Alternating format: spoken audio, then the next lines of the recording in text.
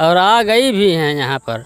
मौके पर लोग उसका ध्यान नहीं दे रहे हैं। मतलब आप कहना कि यहाँ आ गए हैं, आ गई वो टिड्डियाँ और है आवश्यकता पड़ने पर डीजे उजे की व्यवस्था हो सकती है। और अच्छा। क्या यही ध्वनि प्रदूषण से शायद भाग जाती हैं अच्छा, टिड्डियाँ। हेलो दोस्तों, वेलकम टू माय अमेरिकन नगर चैनल। दोस्तों आप लोगों ने न्यूज़ में और पेपर में और टीवी पे भी देखा होगा टिड्डी जो हमारे किसानों के फसलों को काफ़ी ज़्यादा घातक हो रहे हैं। पाकिस्तान से होते हुए सबसे पहले भारत के उत्तर प्रदेश राज्य में ज़िले झांसी में पहुंचा था और इसी के साथ दोस्तों ये काफ़ी तेज़ी से बढ़ाव करते हुए प्रयागराज तक पहुंच आया है और इसको अम्बेडकर नगर पहुंचने में ज़्यादा समय नहीं लगेगा। तो मैं आज आप लोगों को अम्बेडकर नगर के किसानों से मिलवाऊंगा और इस टिड्डी का उन्होंने लोग क्या रोकथाम किया है, इस पर नियंत्रण पाने के लिए क्या क्या उपयोग करेंगे, कौन सी औषधियाँ, कौन सी विषैले जहर का प्रयोग करेंगे। तो आप मेरे साथ वीडियो में बने रहिएगा। तो आइए किसानों से मिलते हैं। सर आप बता सकते हैं कि आपकी जो खेती है टिड्डियों से, इसके बचाव के लिए आप क्या किए हैं? टिड्डी से बचाव के लिए हम लोग एल्ड्रेन डालते हैं, थायोडान डालते हैं। अच्छा, थायोडान डालते हैं, कीटनाशक कीटनाशक डालते हैं। हाँ। जैसे ये जो टिड्डी है आपने सुना होगा न्यूज़ और पेपर में कहीं भी सुनेंगे कि प्रयागराज तक पहुंच आई है, झांसी में आई थी पहले। तो जैसे ये फसलों पर बैठ के किस प्रकार से नष्ट कर देती होगी? फसलों पर बैठते हैं वो उसके जड़ से ही ख़त्म कर देना चाहती हैं वो लोग। अच्छा, जड़ से ख़त्म कर देना चाहती हैं। फूल पत्ती जो है चूस लेती हैं। अच्छा, तो आपने उसका जो दवा का नाम बताया है तो उसका प्रयोग करके आप इन्हें भगाना चाहते हैं। हाँ। लेकिन ऐसा बताते हैं कुछ लोग कि इसको बाजा से धुइयाँ सुलगा दिया जाता है, इससे भाग जाते हैं। इस पर आपका क्या कहना है? इससे नहीं, जैसे वो धुइयाँ आप सुलगा देंगे तो उसको एक खेत छोड़कर दूसरे फसल पर जाकर अरेस्ट हो जाएंगी वो। जहाँ अच्छा। तक उसका प्रकोप रहेगा धुआं के वहीं तक रहेंगे। अच्छा, मतलब वो मरेंगे नहीं? नहीं। तो आप जैसे कहना क्या चाहते हैं कि धुइयाँ बाजा उजा बजाने से ये भाग नहीं सकते, इसका मतलब ये होगा?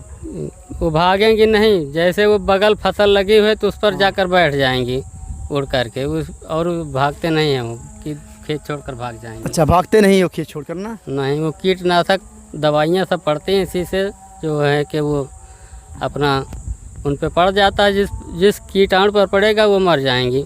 यही उसका उपचार है कि जब तक वो ख़त्म नहीं होगी तब तक वो अपना प्रकोप। अच्छा, तो अच्छा ये बता सकते जैसे जो टिड्डियाँ हैं दक्षिण अफ्रीका से होते हुए हमारे उत्तर प्रदेश से प्रयागराज तक आ चुकी हैं, तो आपका क्या अनुमान है अम्बेडकर नगर तक आ सकती हैं ये?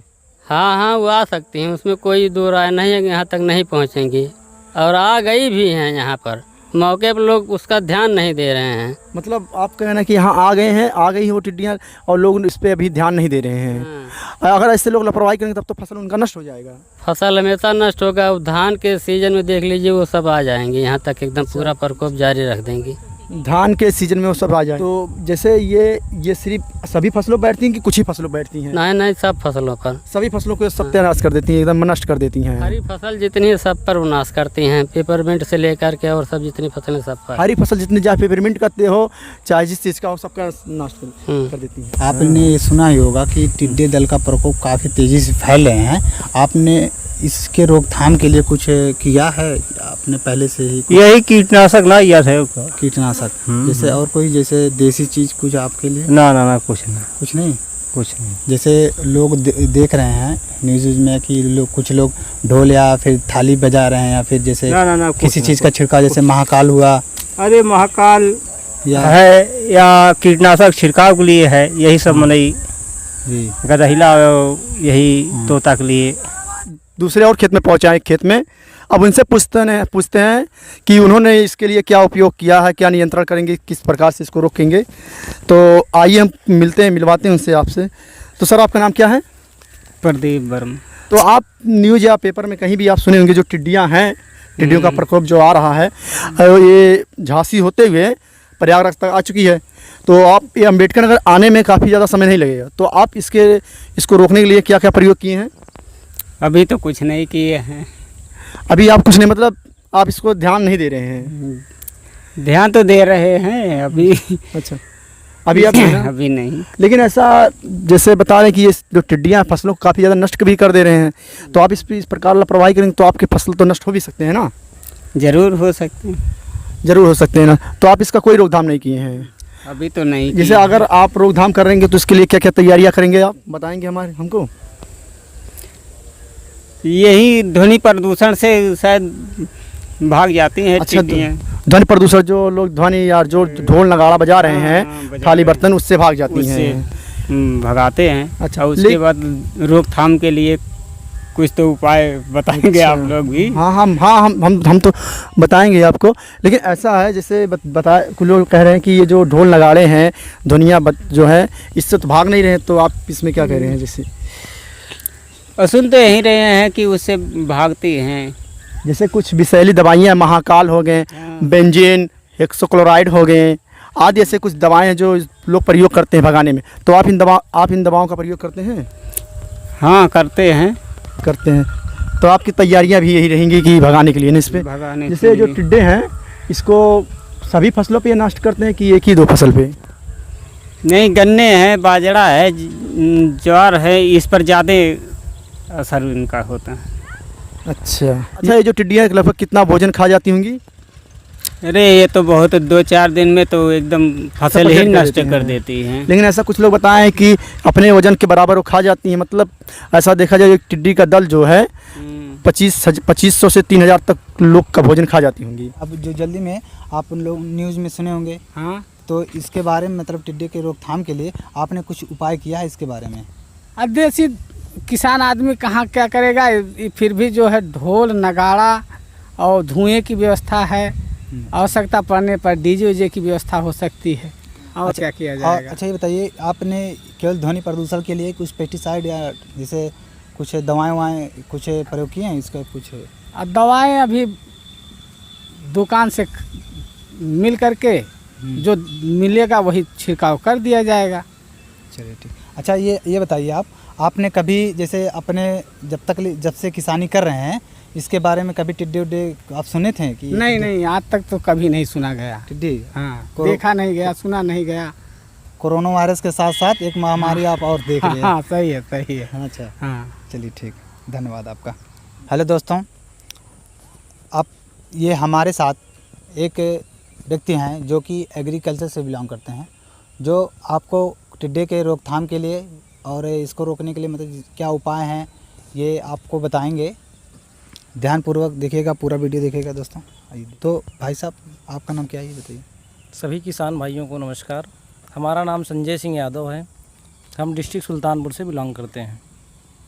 जैसा कि टिड्डे का प्रकोप बढ़ रहा है आपके एरिया में, अभी प्रयागराज तक आ गया, झांसी से चलते हुए और रैया साइड से, तो इसका प्रकोप बढ़ रहा है। इसके रोकथाम के लिए कीटनाशक दवाएं आती हैं। क्लोरोपायरीफास 20% TC, लैम्डा केलोथ्रिन का स्प्रे कर सकते हैं आप। डेल्टा मेथिन प्लस ट्राइजोफास, अन्य दवाएं मार्केट में उपलब्ध हैं। एक कीट क्या होता है, टिड्डा 20 से 25 दिन में ये वयस्क हो जाता है। अगर टेम्परेचर ज़्यादा है तो 10 से 20 दिन में वयस्क हो जाएगा। जैसा कि भारत सरकार या उत्तर प्रदेश सरकार की तरफ से मैसेज भी आ रहे हैं हर किसान भाइयों के, हम आपको पढ़कर सुनाना चाहेंगे। प्रिय किसान भाइयों, जैसा कि आप अवगत हैं कि प्रदेश के कुछ जनपदों में टिड्डा दल आ चुके हैं, अतः आप लोग पूर्व से ही ढोल नगाड़ा आवाज़ करने वाले यंत्रों की व्यवस्था अभी से कर लें, ताकि यदि टिड्डा दल जनपद में प्रवेश करे तो तुरंत भगाया जा सके। उप कृषि निदेशक अम्बेडकर नगर या सुल्तानपुर, हर जगह जो भी एडी किसान हैं, जो भी ऐड हैं किसान कृषि विज्ञान केंद्र में, उनके में सब में मैसेज आया हुआ है। अच्छा, बताया सर कि कुछ पेस्टिसाइड का नाम बताया, दवाओं का नाम बताया। जी। तो अच्छा, ये बताइए जब टिड्डे आ गए हों जी, तो क्या इस पेस्टिसाइड का प्रयोग या उससे पहले पेस्टिसाइड? नहीं, ये जब आ गए हों, अगर हमें आवश्यकता पड़ती है जिसे हमारी फसल को नुकसान कर रहे हैं, तो लैम्डा केलोथ्रिन अलग अलग नाम से मार्केट में आती है, 2.5 से 3 ml पर लीटर के हिसाब से इसका आप स्प्रे कर सकते हैं।